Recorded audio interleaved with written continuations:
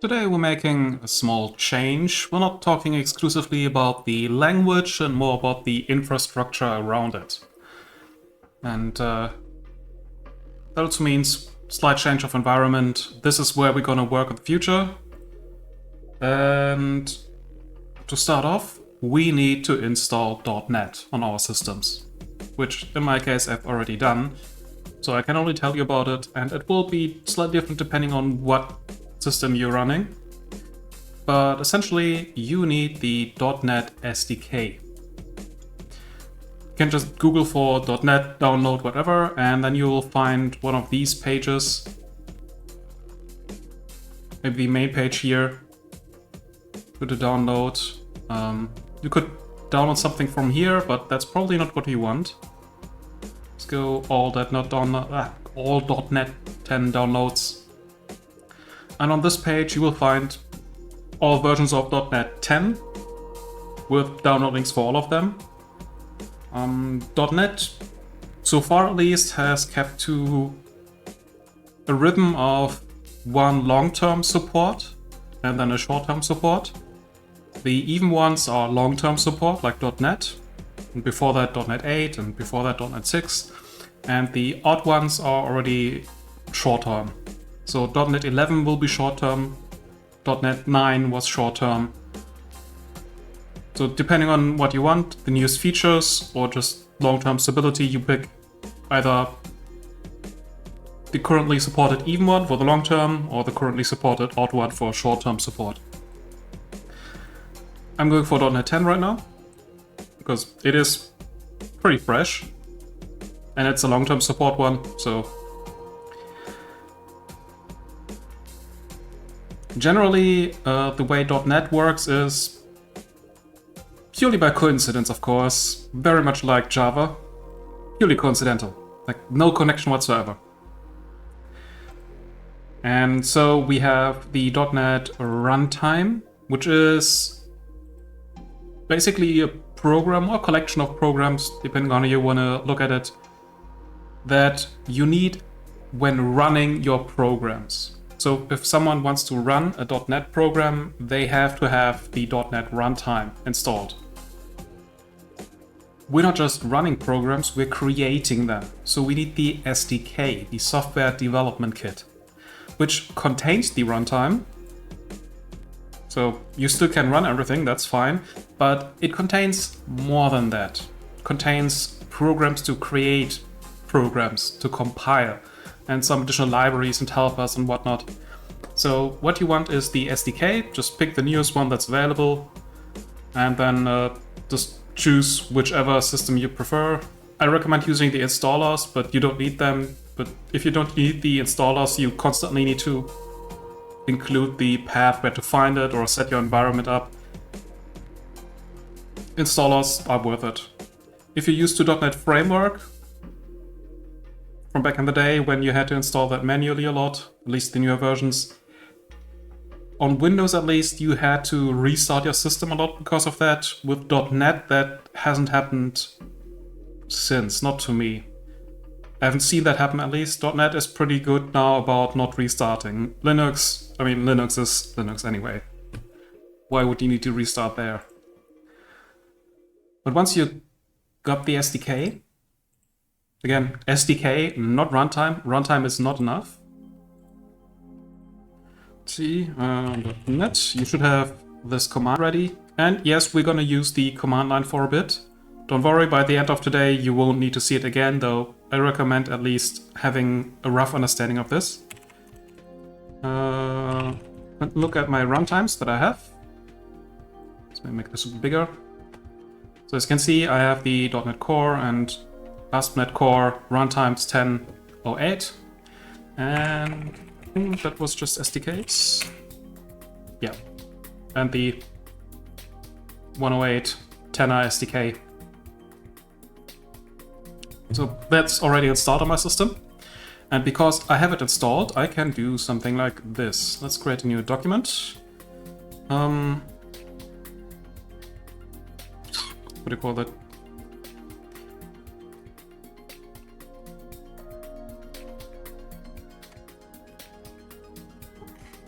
Just another program.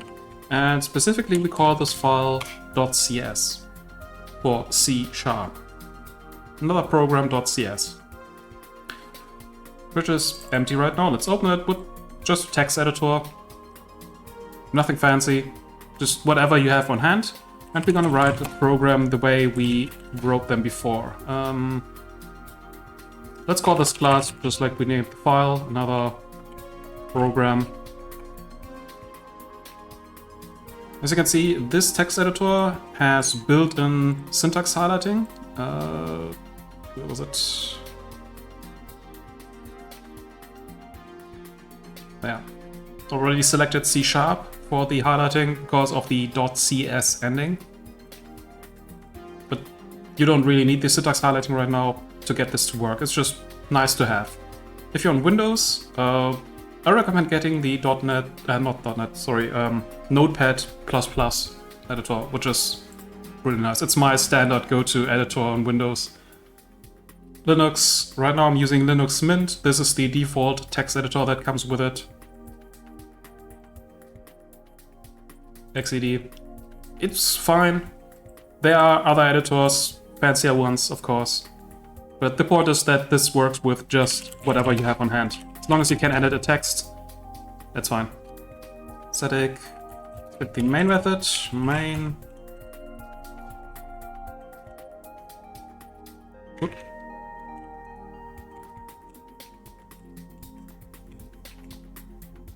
Let's do it like that, and actually let's keep it at that. It's a fully functional program so far. Something we before today were just compiling inside the browser.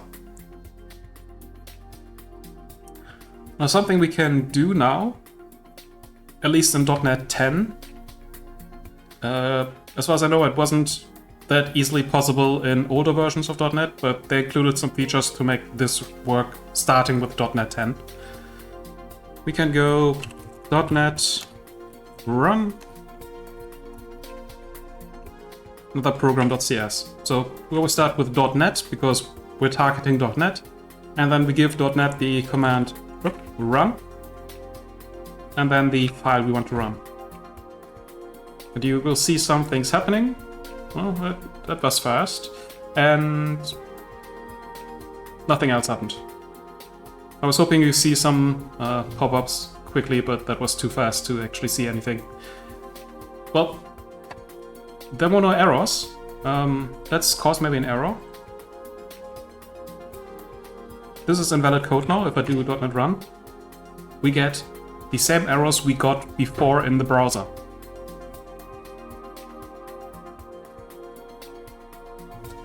Let's fix that. Try that again, and now it compiles safely.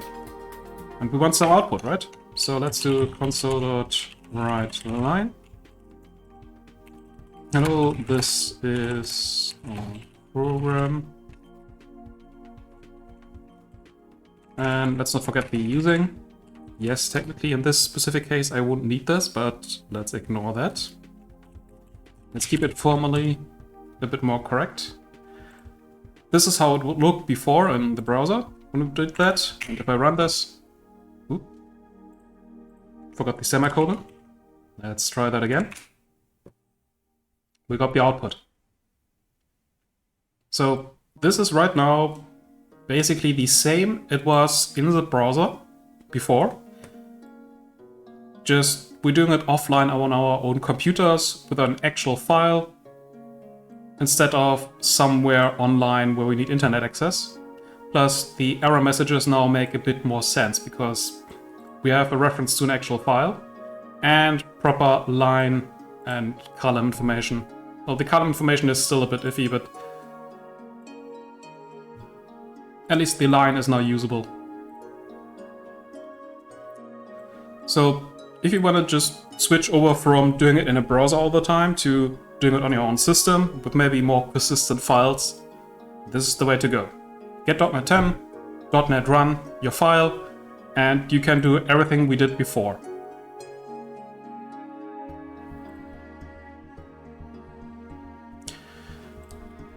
The reason we switch to files now specifically is because the way we did it before required us to do everything in one single file and run it in the browser with limited input possibilities. That's fine for the first few programs you do, but once you get a bit more complex, you want to organize your code a bit better.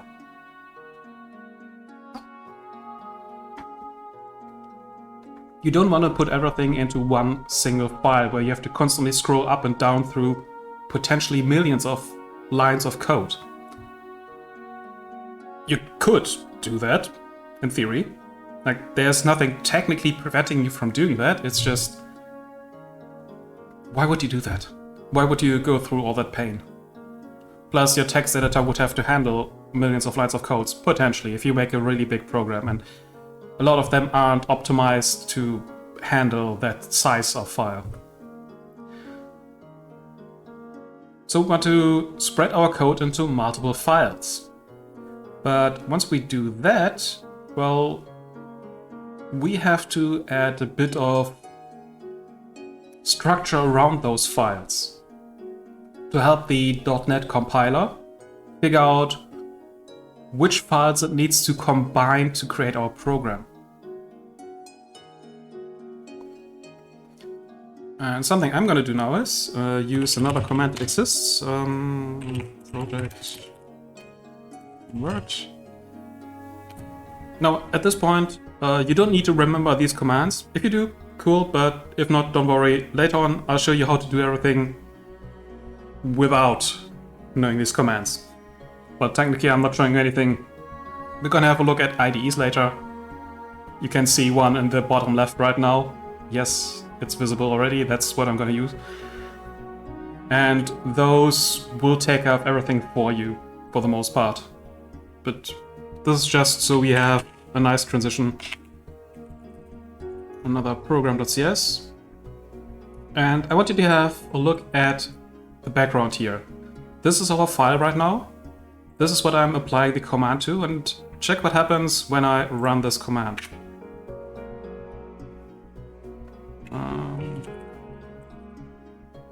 Now let's not call it... let's call it our project.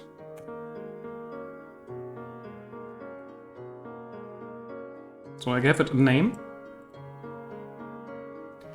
And now we have a folder in here. And if I open that folder, you can see another program.cs. It is the same file we had before. It's the same one we wrote here. And this other file, this .cs project file. Proj for project. C# project.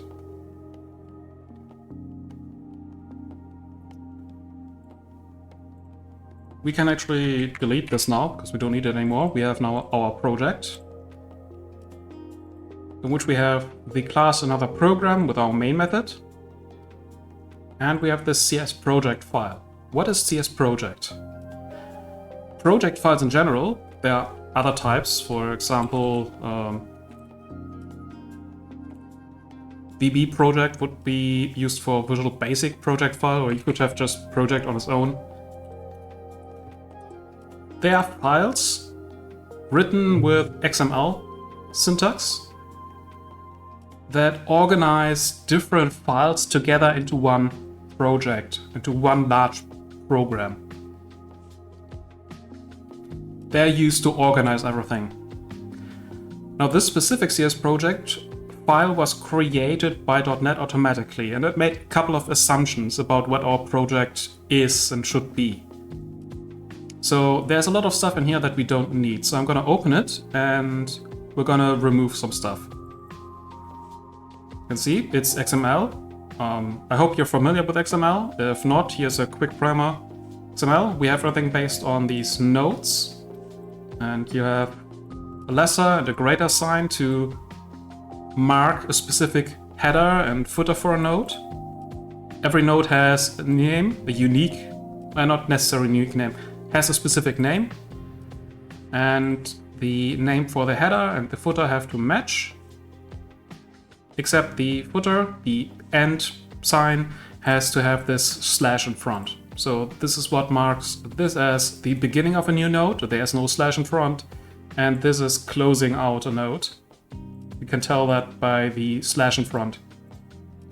And it matches based on the name. So this slash property group will close an existing property group before.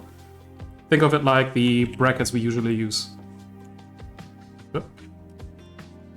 Just with names. And nodes can have attributes, additional data we put inside the name of the node. And we do that by just adding some space, and then we give the specific attribute a name, use the equal sign, and then put a value in quotation marks. And we can have other values. Attribute like equals that, could be empty as well, as many as we want. And within those nodes, we start here, we end it here, we can put other nodes, which themselves can have other nodes or just some data, like here. Or they can be empty as well, could also happen. Empty nodes exist, and as a shorthand for you have just an empty node, you can also have this where you put the slash in the end. So this is a fully functional node with a beginning and an end. It's just a shorthand for it's empty, so we don't bother writing the same thing twice. So that's your primer on XML. It's not that complicated, but don't worry, you don't need to understand project files. For now, at least. It's going to be important if you want to work with MS Build more directly, but that's quite a bit ahead of us. And let's start by cleaning this up, because that's all the stuff we don't want right now. I just want this to be specified in the CS project file, and that's all we need.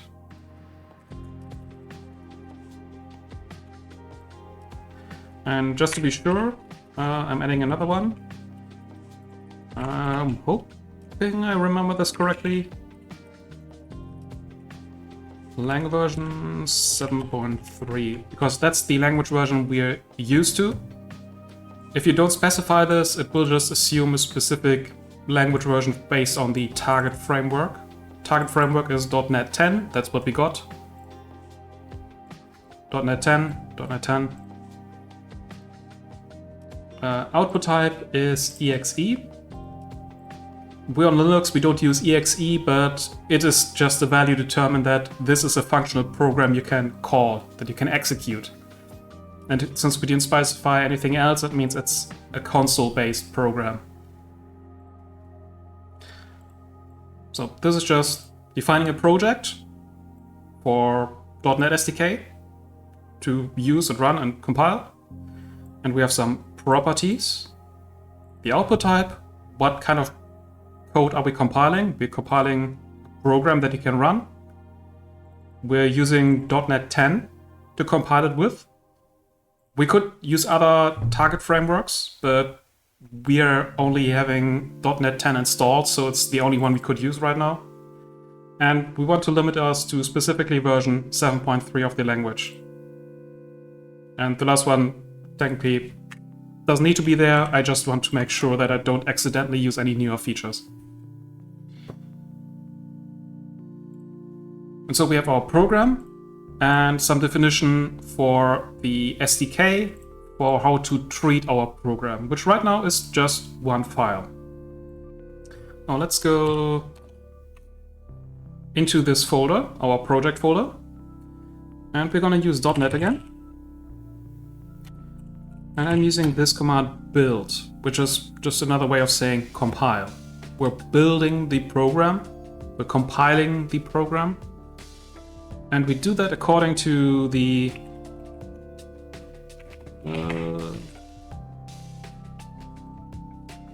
instructions laid out by another program.cs project. I could leave this out completely, just say .NET build, it should automatically find the single csproj file in here and use that, but I'm specifying it. Please use this file, this basic definition for defining how to compile things. And it will automatically assume that any .cs file next to our csproj file will be part of our program. We didn't need to specify that, it was automatically assumed. Though we have the option to limit ourselves. We could make changes in here that would exclude another program from compilation, or might include completely different files somewhere entirely else on our computer into the compilation. But we're using the defaults, which will cause these two folders to appear. And you get some output, which is just, yeah, restore complete, succeeded, succeeded. Doesn't really matter all that much. The important part is it succeeded and we're done. And we have these two null folders next to our csproj file. One of these folders you can ignore basically. We have object, which is just a helper folder for the tool to cache some data. It prepares some data in here, certain files, certain content data that it will need during compilation, and so it's not wasting any time. It will just store them in here in this object folder. It will cache them in here. That's why you can find names like .cache. And the next time we compile, it can reuse those. So if you look at here, the first time we ran it, it took 2.8 seconds because it had to prepare all this data in object. But the next time we compiled, 0.7 seconds. 0.7 seconds. These are not too precise, but the ballpark is still correct. By having the files already prepared, we can save time when compiling for the next time we compile, which is very, very useful. The only meaningful interaction you will have with this directory is deleting it, which you should be careful with. I do it quite often for work, but that's because we have certain libraries that tend to clog up the cache a bit and we need to clear everything up, but you need to have a bit of understanding what MS Build is doing and how the build process works to safely do that. So please don't touch that folder if you can avoid it. Just leave it be, let the program do its own thing. Bin, on the other hand, for binaries, that's a folder you will interact with a lot, because when we go in here, go down the tree from bin to debug to .NET 10, we'll find this. And what this is your program. This is the result of the compilation. And this is the binary we can execute. On a Windows system, you would have another program .exe right here. You could just run it like that. I'm on a Linux, so it's just another program without any extension. Let me quickly open another terminal in here and let's quickly run it. Another program. And as you can see, it's our program. We just ran it. I could give this to another person. And, well, actually I need to add this as well. But they would be able to run this. Let's just quickly try that. I'm just copying these two out. Well, let's put that up here.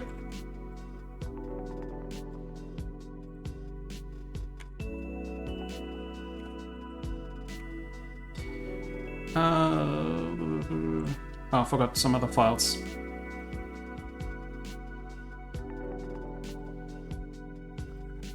Yep, should have included the other stuff as well. Actually, do I need the... I'll be honest, I'm not entirely sure which ones I really need for the minimal execution. That's not it. Let's get out. Okay, so the minimal is the runtime config. The DLL, remove the DLL, it should not work anymore. Yeah, because the DLL contains the program. Or at least important stuff for the program. So that's in here. This would be the minimal stuff you would have to give someone else to run your program, but they would be able to do that. There are better ways to package your program, of course, when you compile that. That's also a topic for way later. We don't need to worry about that. That's keyword would be publish. Anyway, that's in here. I can save myself some time by, instead of doing .NET build, we're using .NET run again, but this time we target the CS project file. And we compile the whole thing again, we build it, and we run the binary we created using that.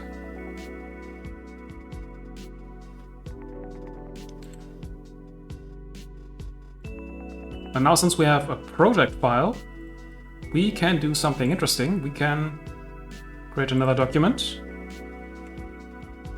Another program. What name do we give it? Another program, another file. .cs. We open that up and public class. Let's do it like before. Let's use the same name for the for the file name and for the class. And let's do public static void. Say something.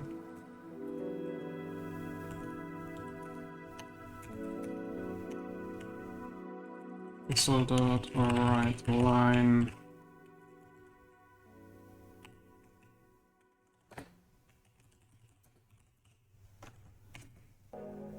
Yeah, let's keep it like this.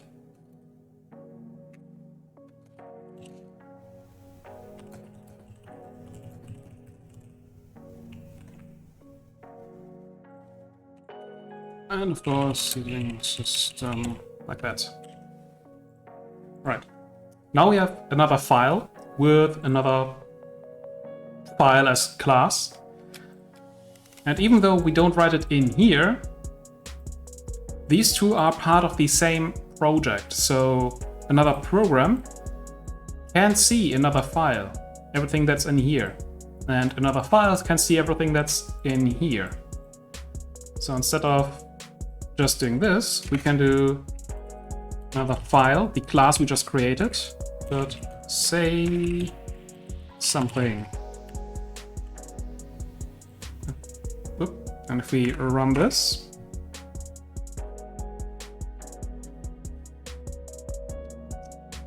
so by using a project instead of just a singular file, we can separate the logic into different files and organize them a bit, make it a bit more accessible, easier to work with, but still use everything just like before.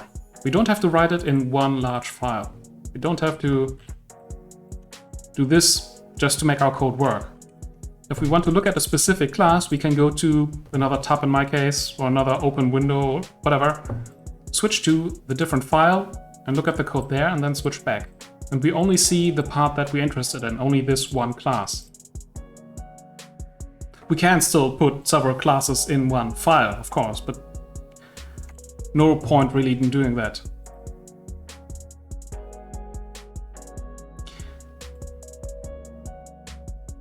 At this point, it also makes sense to bring back a feature we've kind of neglected lately. If you remember, there was another layer around this. We talked about that briefly, but we've never really made too much use of it, because I was just too lazy to write it out. But we have namespaces, and let's call this our project, just like the folder we're in. We're in our project, let's call this our project.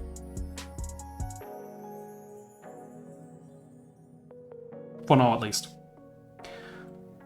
And we're gonna put this class in our project, and we're gonna put this class as well in our project.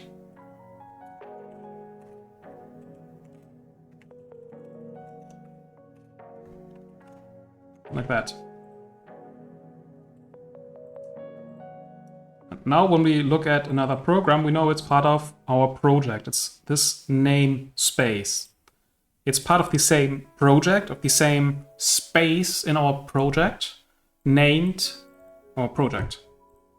So these two are linked together, they belong together. Just to check that everything still works, yep, we can compile and run it just fine, like before.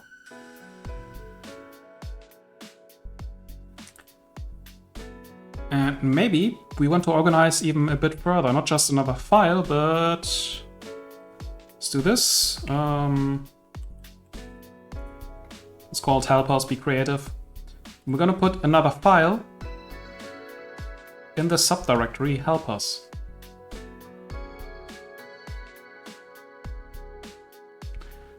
Actually, let's maybe, can we? No, whatever. Let's close that in here. Did I not save? Okay, because yeah. Alright, so we have another program directly in our project in the root folder, and then we have another file, which is one folder further down, and the subdirectory help us. Let's try to run our code. Still works just fine. It might be a subdirectory, but there's still a CS project file in here, and by default, not only the files next to CS project, but also the files in any subdirectories will be considered for compilation. So we can organize it further and split our main program not just in different files, but also different directories. So we can group separate files together. Instead of saying all these files belong to our program, we can group them up further. Say these few files belong together more closely than the rest of the program.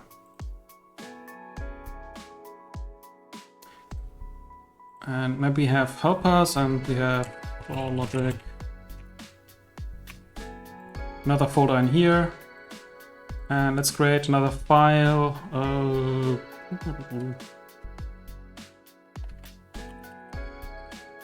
Reader.cs. We open that. Gonna be lazy and copy that stuff from here. Just rename the class and greetings,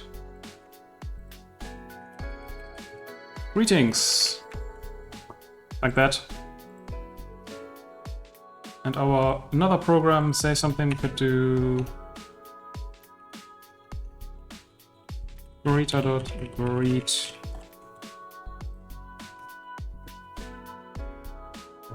And that way we have another file in another subdirectory. So far, doing more stuff.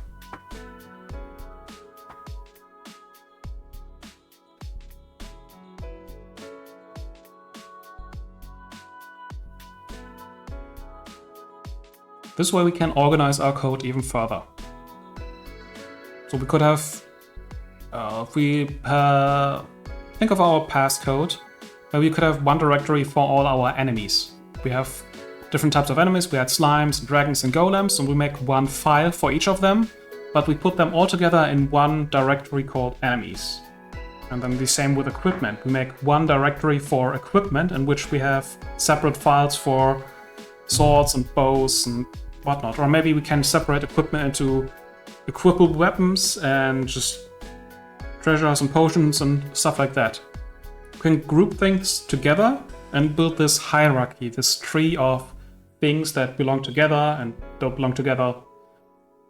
Just make everything a bit more accessible. If you need to find something specific, you don't need to scroll forever through your own file. Actually, just notice it's down here as well. You can just go into your directory and quickly find what you're looking for by going through the entire tree.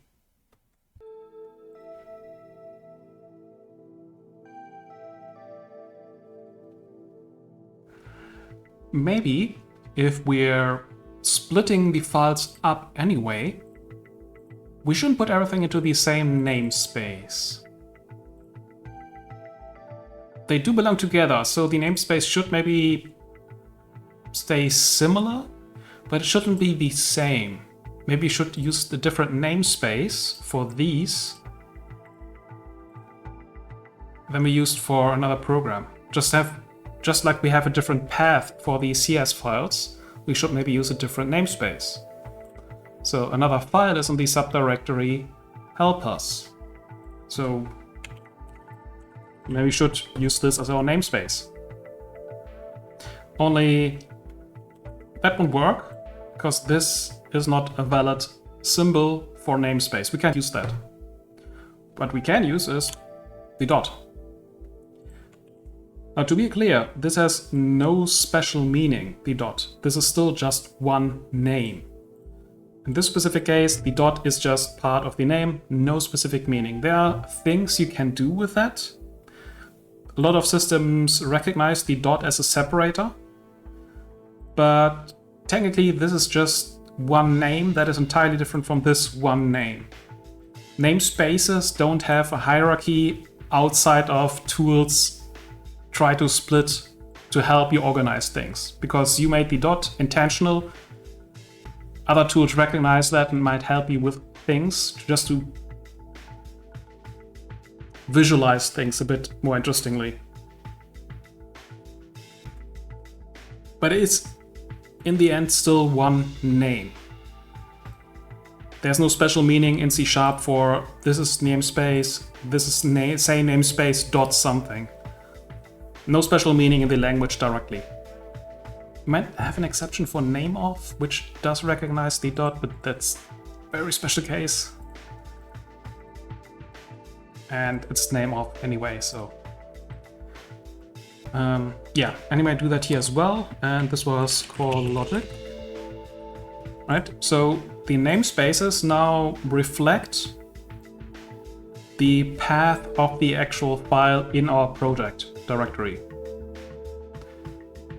This has consequences. If I try to run this,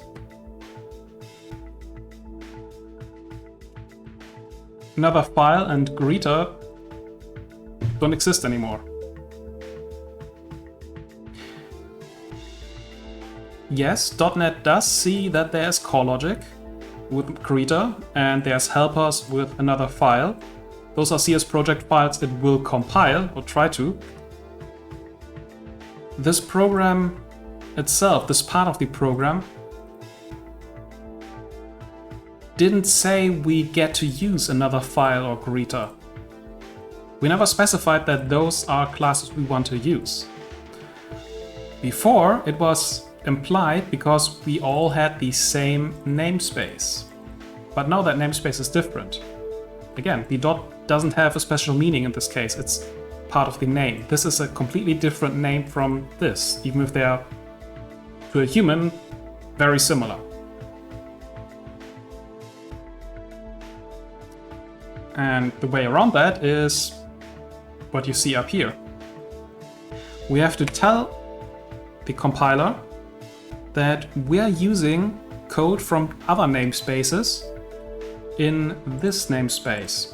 And this code here, we make use of this other namespace, our project dot namespace helper. I do this, one of the errors will go away. Next one. It's using. Not this. Call logic. Another namespace.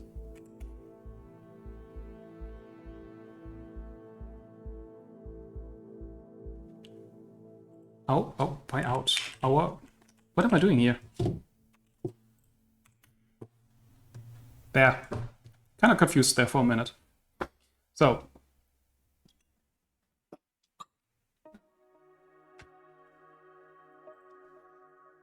Now we have these two files with their own namespace in their own folders, directories. I'm gonna mix them up all the time. And we have this main program, because it's the one with the main method, the entry point, which references those two namespaces. The compiler already knows those CS files exist. It knows which namespaces are used. It does compile them.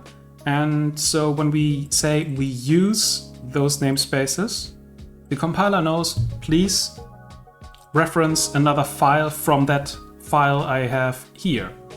And greeter is talking about this class from this namespace.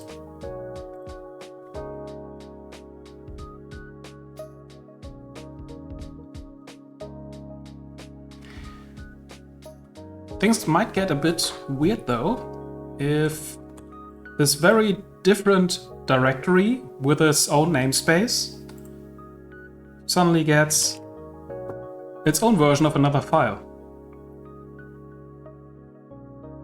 Especially if you work in a team and someone works in this part of the code and someone else works in this namespace, you might accidentally have these overlaps. That can happen quite a lot, especially for very simple classes with very generic names. You might have conflicts suddenly, where we have another file in here and in here. If I run this, we have an ambiguous reference. Because we say another file says something. That could mean this another file, or it could mean this another file.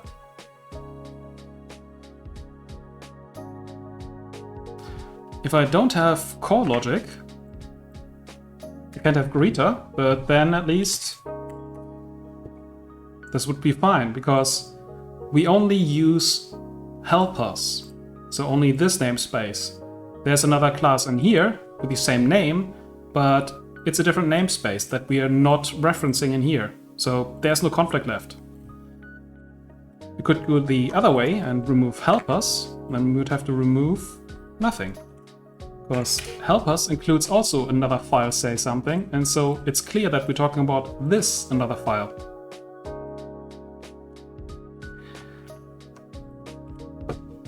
But these are all part of the same overarching project. There's a good chance that we want to make both use of this one and this one.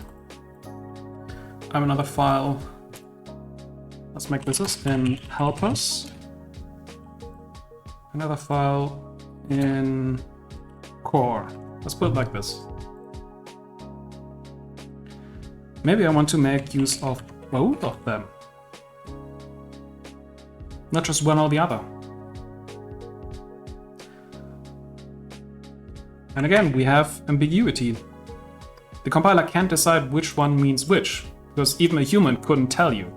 If a human sees this, well, there's not much information to go on.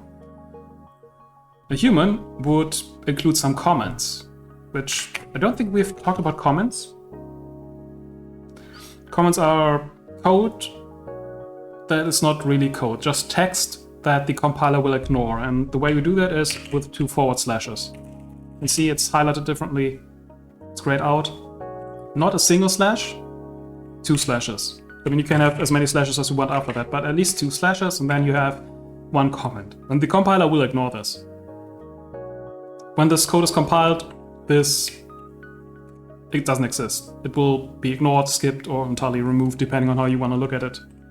There's another way to make comments, but this is the one that's important for now. For human, we would say this is from helpers, and let's put after this maybe this is for core logic. So this is how a human might communicate to another human what we mean.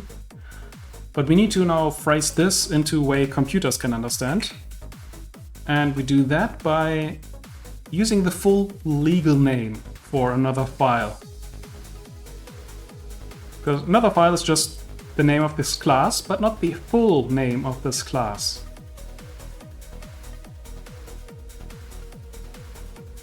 The name space is part of the name.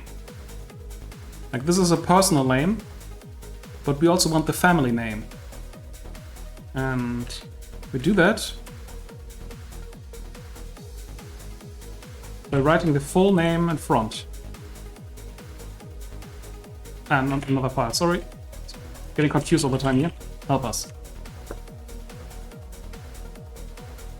We take the normal namespace name, which help us, and then dot another file.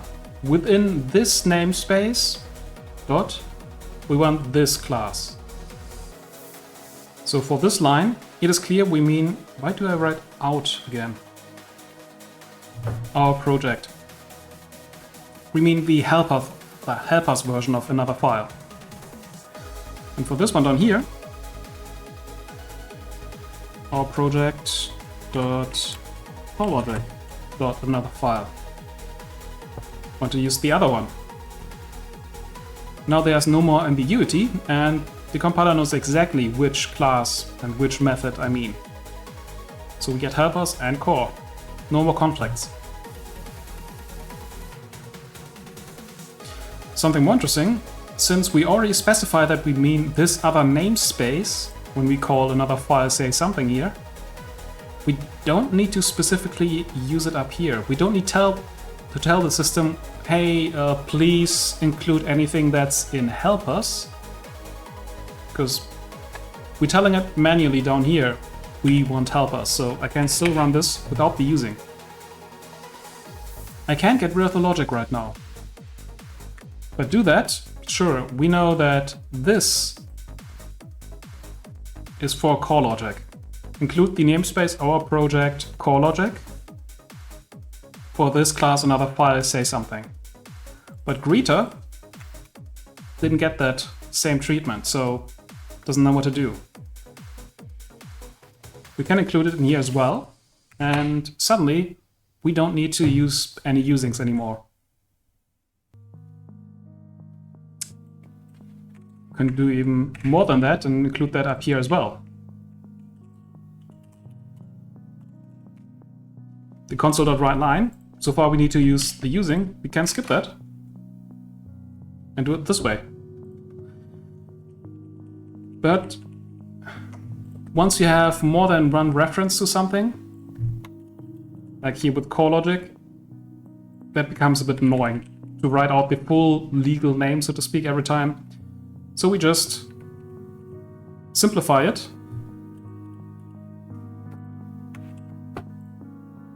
by writing it out on the top, and so we only need to write this out in its full name when there's ambiguity. And even then we can make things a bit simpler. For example, we might think that this should be the default. If I don't specify it, but don't tell the system, hey, this is for helpers, another file. Just assume it is. Just somehow give the compiler a default to use to solve the ambiguity. You can do that too with another using statement. And this is a bit specific knowledge, but it might come in handy if you're too lazy, like me. You can use another file. We tell the system, if you ever use sc another file, what we mean is our project.helpers.another file. So the system before was just the system, our project helpers, our project core logic, that's just please use this namespace. This is just a namespace, make use of that. Take whatever is in there and assume we know that. This is a simple way to provide additional information for the compiler for solving ambiguities. If I specifically see another file, use this. Full legal name for a class.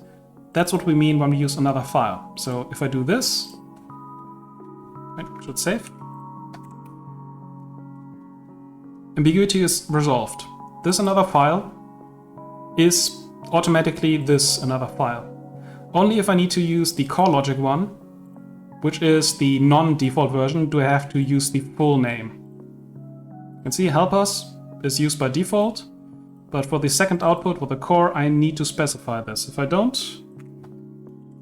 I just get 2 greetings with help us. This can do more though. I don't need to use the same class name, so I can do something like A.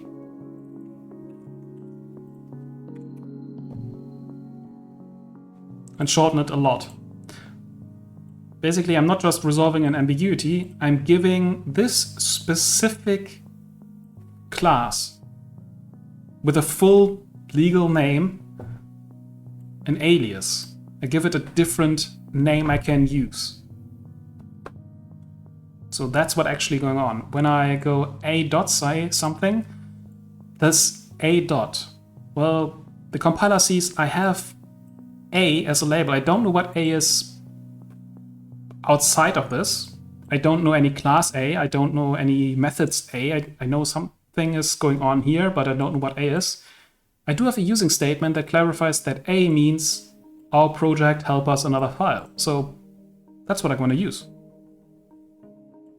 It will simply take this, replace the A with that, and suddenly we have working code again.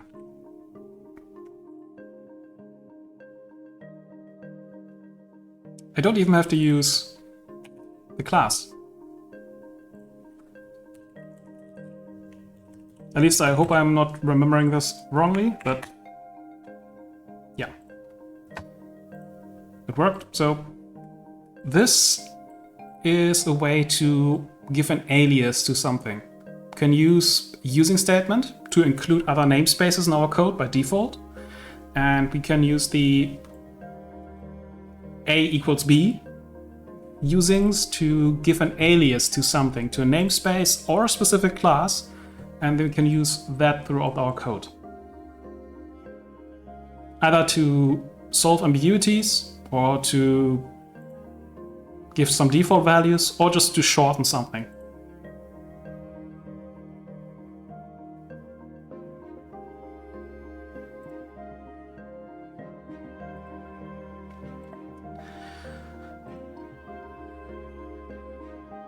All of this works, and you can write full programs out like this, no problem.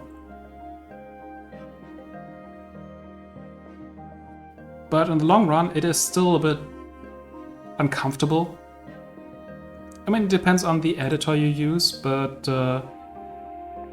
if you do it like me with a very simple editor and a separate console next to it, and then this file view, switch between the 3 and constantly keep track of what I'm doing where, it's not the most comfortable. Some editors have some built-in features. So for example, instead of running this in a separate terminal, it might be built into this editor, just a hotkey, and it might run the same command. And maybe there's a quick overview, like a tree view or something, for the different files that exist. So even if it's not open on the tab, I can immediately look up, oh, wait, CoreLogic, Greeter, there it is. Maybe see the entire structure and how everything is laid out more cleanly. Ideally, I also have a way to include the knowledge of the other files when typing something in here. Instead of writing it out fully by myself and then making a mistake that I only notice once I run this compilation, the editor itself might pick up on, hey, I think you made a typo, I don't recognize that word. Or maybe do you want to reference this other thing that exists? Things like that. All just very simple convenience features, but they stack up. And a lot of editors have that built in. Even very simple editors can have that. We're not going to use a very simple editor. We use something a bit bigger than that. We use an IDE, which honestly, I'm not too sure what the acronym stands for. Was it Integrated Development Environment?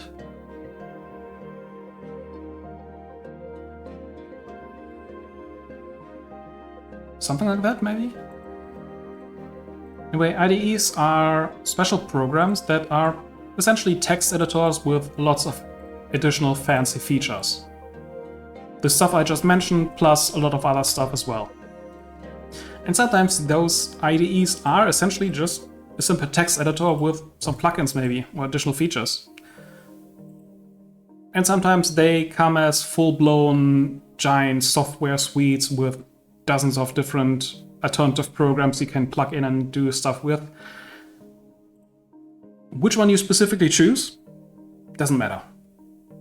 It is in the end just personal preference. Or if you're at work, maybe that's set by your employer. They might have bulk licenses and they say you have to use this program. It has other reasons why you might want to choose a certain IDE if you're working with a team. Maybe the tooling works out better if everyone uses these same programs. Can solve issues. If you're a hobbyist, you pick the one that you can afford and that feels most comfortable to use. And unfortunately, besides learning the language, you will also have to learn your IDE. How to use those programs. The more features are in there, the more effort you have to put into learning how they work and how to operate with it and all that stuff. And then learning a different IDE can be really difficult because you're so used to the little idiosyncrasies of your favorite IDE, and this other IDE works very differently, and then you have to relearn everything. You have to first unlearn everything, then relearn everything again. That's a lot of hassle. So usually you'll find people use an editor and they use it for everything from that point forward, unless they have really, really strong reasons to switch to a different one. So the best thing you can do when you start out is try it with some smaller editors first, like maybe just a text editor.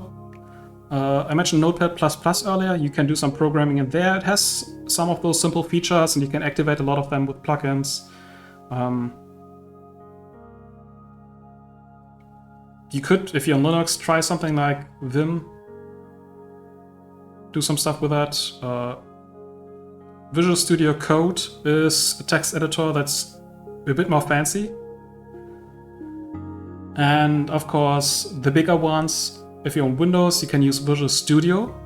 By the way, Visual Studio Code, those are two very different programs. Even if they sound like they should be the same, they're very, very different, entirely separate projects. But yeah, Visual Studio, it is limited to Windows. Another big editor is the one I'm going to use now. It's Rider. And there it is. And I'm going to have to confirm, yes, that I trust my own file. I'm going to clean up a bit here. Let's see, I want this and I don't want that. Thank you. Now, heads up. The reason I use Rider is I'm coming from Visual Studio, which we used at work all the time. We got a plugin called ReSharper, which I use a lot. And I got fed up with Visual Studio and I wanted something that also works on Linux. So I went to Rider, which we already had the licenses for. So I didn't have to pay anything. There's a free version for this, just as Visual Studio has a free version. Just saying, that's what got me into Rider. And because I use it privately as well, it is also configured in certain ways that is not the default. Like the way this will look is different from the way it will look for you, especially the layout for everything in the UI here. Like the different menus and windows on the left and the right, and those are all settings that you can change and adapt to your personal needs and preferences. Right. Also syntax highlighting, and the look and feel can change quite a lot depending on your settings. Don't get confused just because my system looks different from yours. You will have to take some time if you want to use something bigger with a lot of flexibility to set everything up to your needs. And that means you have to first learn what you can set up and what features exist and all that. It can be somewhat daunting if you're completely new to it. Maybe stick with the defaults that are set, because usually they are quite sensible, and go from there. Just try to learn how to use the defaults, and then if something annoys you, try to look up if you can change it somehow, and that way you slowly learn the different parts of your tools. And what you can see on the right here is our project in the tree view. Let's make this smaller here. Just laid out slightly differently. Like I said earlier, with a tree. So we have our CS project file. This time with a bit nicer highlighting. Plus, since I'm now working with the IDE, it can do stuff like this, where I have all the different properties I could use and change already pre-listed, autocomplete. It's just a nice feature to have. And for this project, I have 3 files. I have another program, I have another file, and I have greeter. And they all come with their own subdirectory. You can also see the syntax highlighting is a bit more extensive now. Also, yeah, of course, I am using light mode right now. I know a lot of people prefer dark mode. I don't. If I'm doing some work here, I prefer to have light mode. I'm not sure why, but I feel like I can read this better than in dark mode. Maybe it's just the way I'm used to it and dark mode feels off.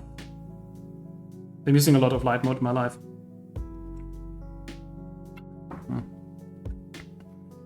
Anyway, syntax highlighting, the way it looks, the colors in here, that's all part of the settings you can make yourself, that you have to experiment with. There are pretty good color variations already by default. You can just pick and choose a theme and just use that for a while. Again, there's nothing inherently good or bad about specific settings. It's all preference in the end. I mean, even if in our team we have different preferences, we can still work on the same code, because the text we write in here is the same for all of us. Just because some have a different shade of blue or use light or dark mode doesn't matter. The rest of my team uses Visual Studio, I use Rider. We can still work perfectly fine together. So external factors don't matter too much usually.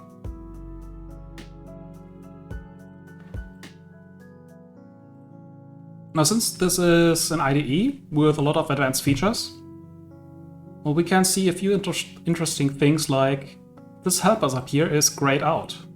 Why? Well, if I hover over it, we see why. The program understands that I don't need to say it out loud. The only time I use helpers is down here, and for that I have already this label. So I can remove that by hand, or I can use context action and remove it and be done with it. This down here is also grayed out. Qualifier is redundant, so let's remove that as well. Clean up the code a bit. There's no ambiguity right now, because I say a dot another file up here, which references our project.helpus. So this is definitely this. And you just saw another feature I have with the IDE. I can press a button and I jump directly to the matching code. I don't need to look up the file and look for it specifically. I can go directly to where it is defined. And another file, well, we're talking about core logic, so I'm here.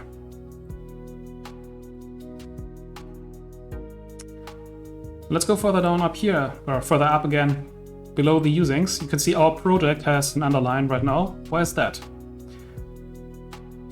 It doesn't correspond to file location. This is now referring to our project being the directory, but our project file is called another program. So our project is kind of called another program. The namespace should reflect that. Might be better. And I can't retype it myself, or I can use another context action and move it to another namespace. And I might want to do that for the other files as well. So just one click, and you can see up here it renamed another file. It renamed our program to another program, and in here as well, and in here as well. So all these files got changed by my one context action. That is because it's an IDE, because it's aware of what a C# program is, and it sees the connection beyond just it is the same sequence of characters. I could use just search replace, just look for the specific text and replace it everywhere. But this system is more aware of things and can find the connections based on language definitions. This one is also highlighted in green this time, never instantiated. This is more of a little hint that, hey, you're not really creating another program anywhere. Doesn't need to be a class like this, and this involved other things now that we never talked about, but we can ignore that. So there are different types of errors with different highlightings, different colors. You can do this, for example. Do stuff doesn't exist. It's in red. You can see on the right it's also in red because cannot resolve symbol do stuff. Let's turn all of these off.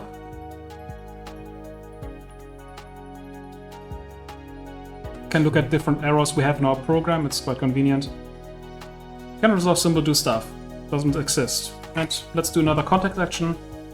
Yeah, let's create a file method for that.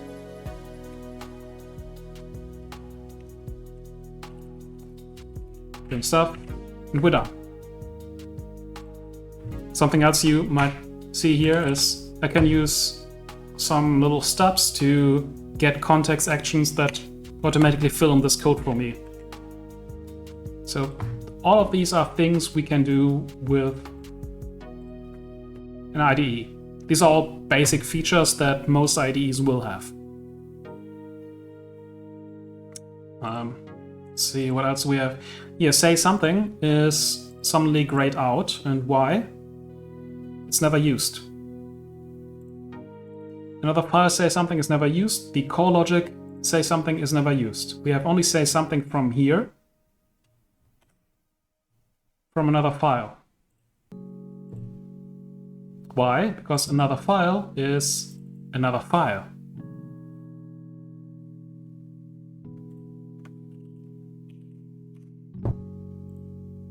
Can also remove this now. So very quick things to do with an IDE because it's just a few key presses and we're done. Can also do this. Don't need that anymore.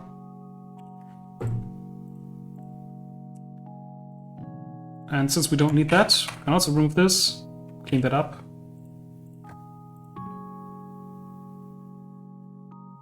It's just overall very useful. Maybe let's switch this out.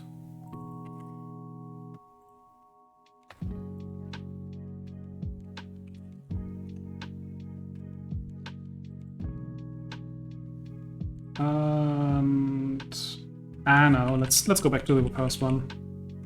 Too lazy to do the rest. So, we have our program now. Let's compile it. How do you do that? I could still use the terminal in here and do it that way. I could also use a built-in terminal in the IDE. Don't want to do that. The IDE has already understanding of this is a .NET program with a csproj file. I'm just gonna use .NET to compile it.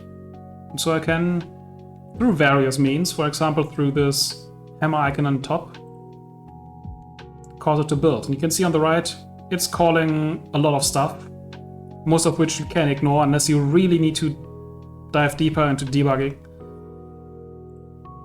And build finished successfully. If I make a mistake here and compile it again, get an error. The error message is on the left, just because we constantly have the system check our mistakes. And you can see the build itself also had an error. You can also use a key combination, just Control B for me. It will build again. You can use the context menu in here. You can use build up here. So various different ways to cause this program to build. But because it's an IDE, we can do more than just build it, we can also run it. So I'm just going to this triangle on top. And not only is the build successfully finished, we can see the output of our program down here inside the IDE. We just ran it and you can see the full output, everything, and then, yep, processed, finished with execute 0. Everything is done. The same we had in the terminal earlier, only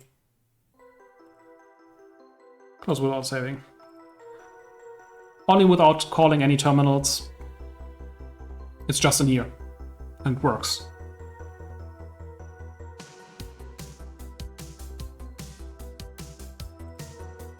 But because it's an IDE, we can do more than that.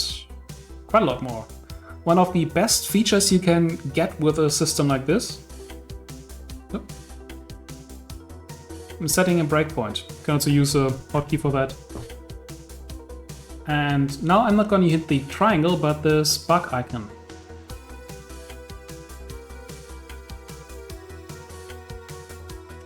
And you can see a bunch of new windows appearing. One on the right is potentially interesting if you want to profile your code a bit for optimizations and stuff. See, it shows us how much demand our program is currently putting on the PC. So how much CPU time do we need? How much memory do we need? All very useful little hints. We don't care about that right now. Let's just hide it away. Down here we have a large selection of different stuff. We have the console, which is the immediate output we would see usually. And we have some other interesting tabs that show us different data, which I'm sure we'll get to eventually. At least for some of them, we will sooner or later make use of these UI features. But the important part is you can see that our program is not outputting anything. We don't see any output in here. What you can see is that this line has this yellow background, and very important, you have this yellow arrow on the left.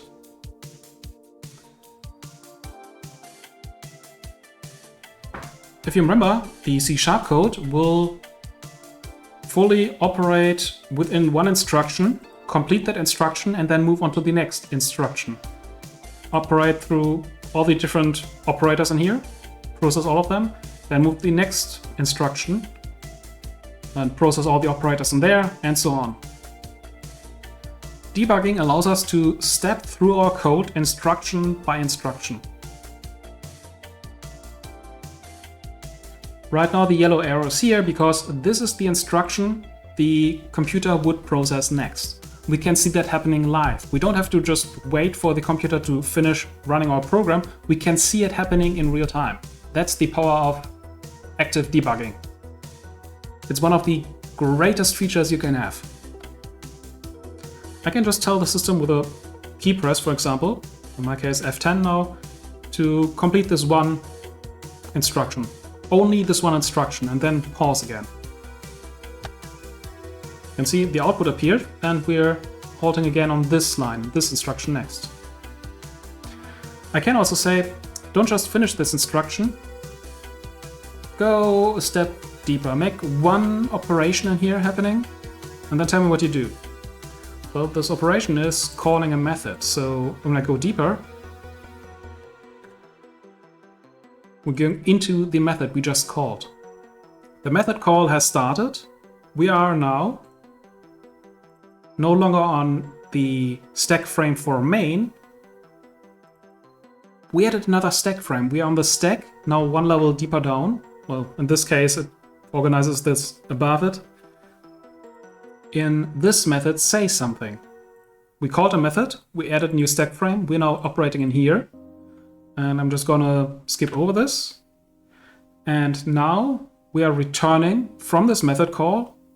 Have a look at this stack trace down here. We're back to just main. Then another file, do stuff. I'm gonna hit F11 again. Hitting another stack frame. We're going to this method, do stuff. I'm just gonna skip again, go back. We're there, and I'm just gonna skip over greet. And with that, our program is done.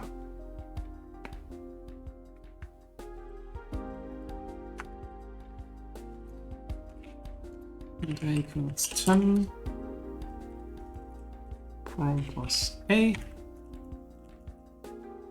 Say something A. Let's do it like this. And adding a parameter. I just used some key combination to quickly add a parameter in here. B equals 4. Let's say I equals, not I plus equals 2. That's 4 minus I. It's I. Let's do something like this. And then we return something and no, let's use B in here. Return B.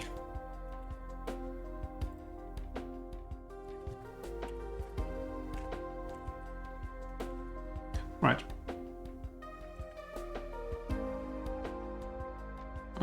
Let's just set a breakpoint down there. I'm just gonna hit F5 now, another key press, instead of going through the UI. We hit the breakpoint. Basically, we tell the system with a breakpoint, run your program normally, but the moment you hit a breakpoint, take a break.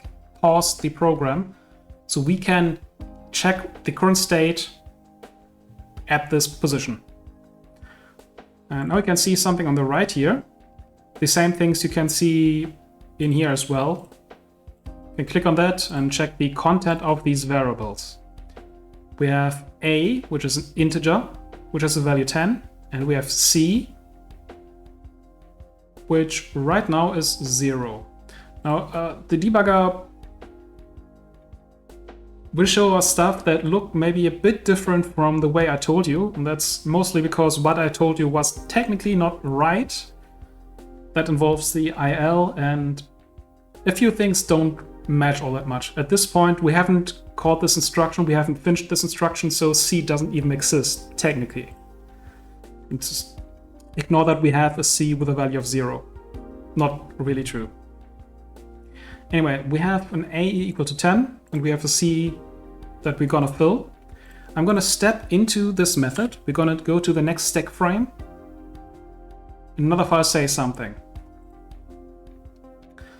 Now remember, we have a parameter which is initialized the moment you call the method. So I already exists, and again, B technically doesn't exist yet. We haven't reached that part of the code, but in the IL it sort of exists already. Again, it's the way reality differs from the simple model I gave you is kind of exposed by the debugger right now. We might talk about IL at some point a bit more. Probably only relevant once we talk about optimizations. But yeah, ignore that there's a B. The thing that matters is we have an I. And most importantly, we still have our other stack frame where A is equal to 10. Right? We have still this other stack frame where we copied the value for I from. So if I increase I to 12 now, A on our original stack frame is still 10, because that is its own value on that stack frame, in this position on the stack.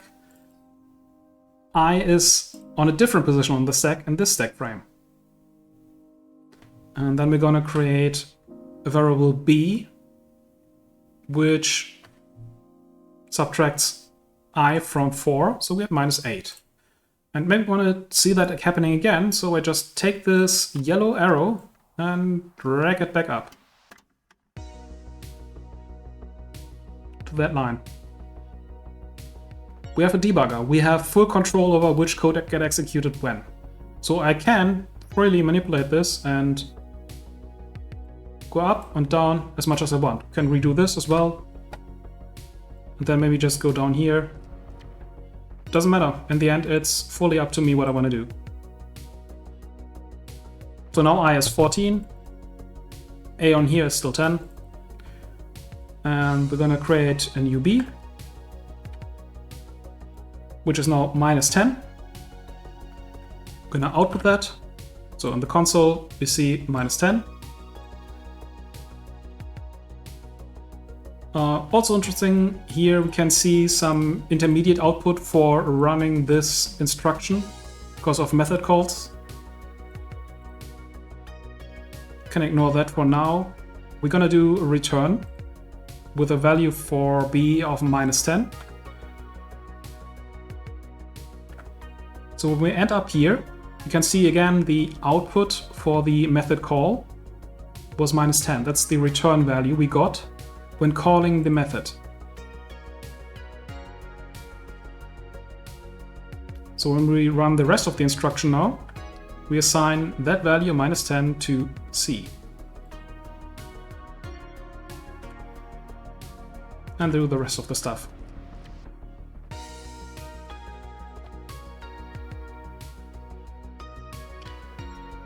This is the power of a debugger. We can look into the process, we can check individual steps, see exactly what's happening and why and where, and in theory we can also manipulate the data. Could edit the variables live if we wanted to. And we can move the position for the instruction. Change the code execution to follow different pattern. And go back here. Let's move forward. Also interesting, we can see certain things we might not think about when programming that will happen. Like what I did in here is effectively calling two other methods first. When I said B, well, the compiler added the rest for me. I just wrote B, but the compiler turned this into b.toString. If you remember the toString method of integers, which gave us the string -8. So we didn't think about that when we wrote this code, but that's what's happening. That's what's happening. And then after we had the toString method run and give us a string -8, this other string method called concat ran and combined this first string that we wrote ourselves with this second string that we got from the toString method from B. And that's the full string we got in the end that's passed on to write line. Something you don't think about because this is just an addition, this is just an add operation, but the compiler turns that internally into another method. And now we know that there is such a method called string.concat. Well, we know because of that or because of IntelliSense, where string dot offers us all the different things we can do with a string. So, yet another feature we get with IDEs, IntelliSense. A dot has say something. You can also create a variable quite easily. Another file dot string.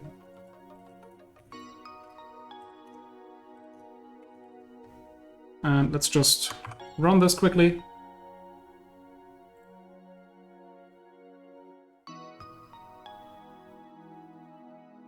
And that's our code. So this is how we organize code and how we can use IDEs to our advantage to make everything a bit more easy and quick to operate with and on. Again, most of what I showed you now was focused very much on this IDE. If the IDE has a lot of clicking and mouse interfaces, it will have very, very similar features for dragging around the code instruction. And basically every somewhat advanced IDE will have built-in debuggers to set breakpoints and debug the code. You will have ways to look at the code, different stack frames, active values. Maybe a very simple overview like this one for performance, all that stuff, all the good things. In the end though, you can simply use a simple text file, maybe a second sec text file and a terminal to make everything work. Entirely possible, just not as comfortable. So go and have a look around for IDEs to use.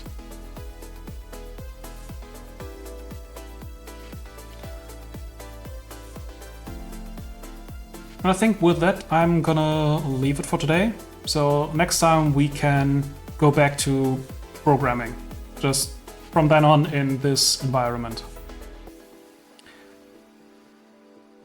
Have a lovely Sunday, and till next time.